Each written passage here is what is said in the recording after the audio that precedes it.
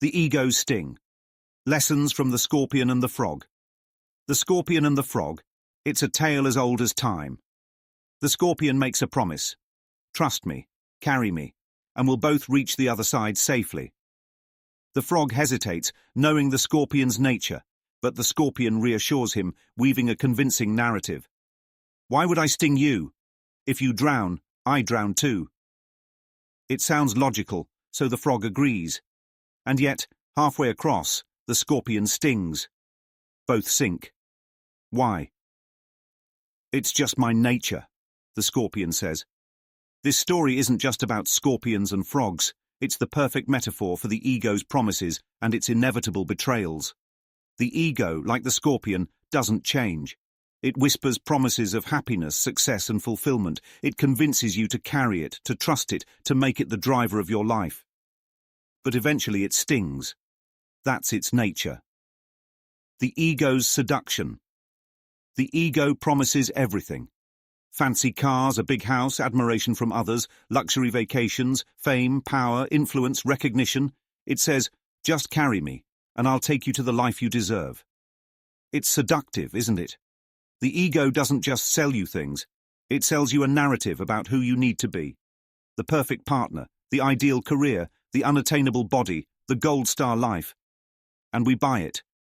We think, if I just get this one thing, I'll be happy. We chase its promises, like the frog trusting the scorpion, believing this time will be different. We believe the lie that happiness exists somewhere outside ourselves. Just over there. Just a little farther.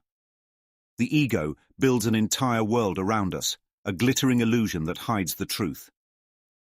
The sting of the ego. But then, it stings. The ego's nature is to betray. It doesn't just sting once, it stings repeatedly, over and over again, with false promises and endless disappointments. The ego stings you with loss. It gives you something, and then it takes it away. A relationship, a job, your health, your youth. It convinces you that you need these things to be happy, and when they're gone, it leaves you drowning in despair. The ego stings you with failure. It sets impossible goals, and then blames you for not achieving them.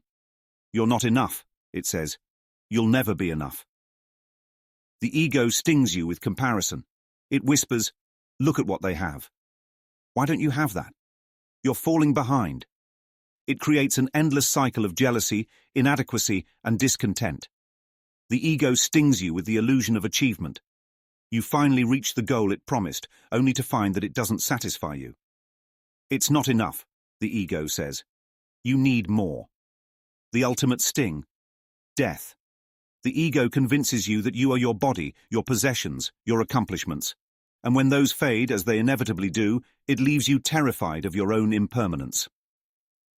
Recognizing the ego's nature. The scorpion doesn't sting because it's malicious. It stings because it's its nature. The ego doesn't betray you out of spite. It betrays you because it's rooted in illusion. It promises what it cannot give.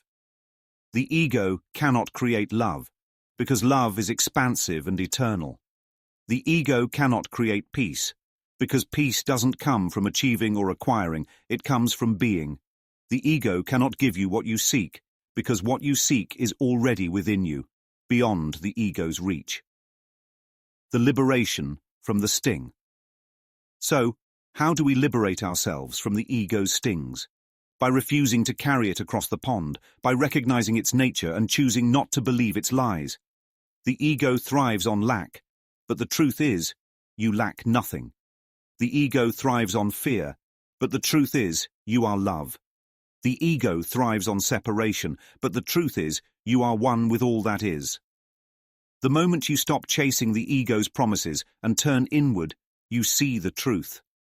You see that what you've been seeking was never out there. Love, peace, joy, they don't need to be earned, achieved, or found. They are your essence.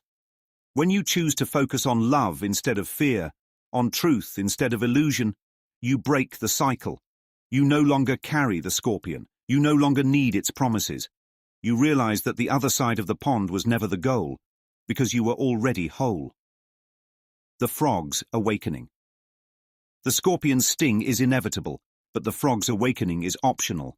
The ego will always offer its false promises, but you don't have to accept them. You don't have to carry it. The next time the ego whispers, "Trust me, just this once," pause. Ask yourself, is this love or is this fear? Is this truth or is this illusion? Because once you see the ego's nature for what it is, its power dissolves. And when the ego loses its grip, all that's left is love, expansive, eternal, and sting-free.